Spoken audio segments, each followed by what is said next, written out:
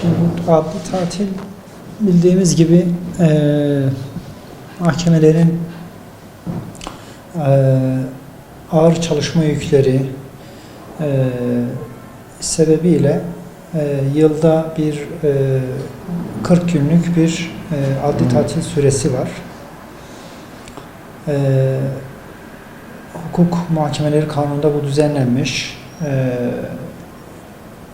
102. madde, Hukuk Muhakemeleri Kanunu 102. maddeye göre Temmuz ayının 20'sinden 31 Ağustos'a kadar tatil, 1 Eylül'de de yeni adli yıl başlamış oluyor. 40 günlük bir adli tatil süreci var. Şimdi tabii bu süreç içinde yine devam eden işler var. Devam eden yargılamalar var. Adli işlemlerin bir kısmı yine devam ediyor.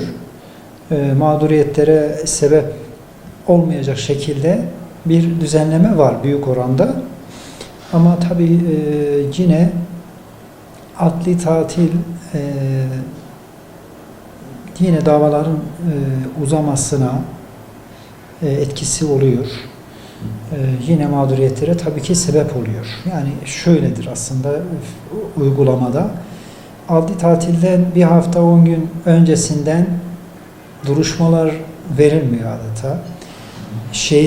Yine bir hafta sonrasına, 10 gün sonrasına yine duruşmalar verilmiyor. Yani fiilen bu 40 gün 50-60 güne çıkıyor. 2 aya çıkıyor. Dolayısıyla yargılamaların uzamasına özellikle vatandaşlarımızın mağduriyetine sebep oluyor. Adli tatilin yargılamaların uzamasına etkisini azaltmak için daha çok tedbir düşünülmesi lazım.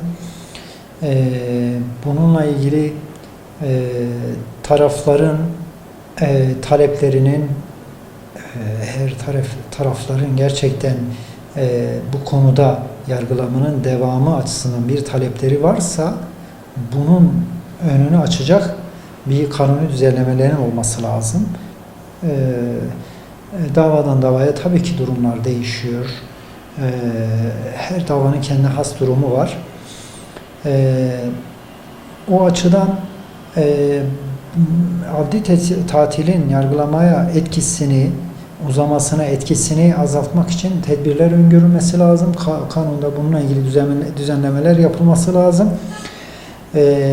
Fiili olarak adli tatilin daha fazla uzamasına yol vermemek lazım. Bunu tabii ki komisyonlar, Adalet Bakanlığı'nın dikkat etmesi lazım. Hakimleri gözetmesi lazım.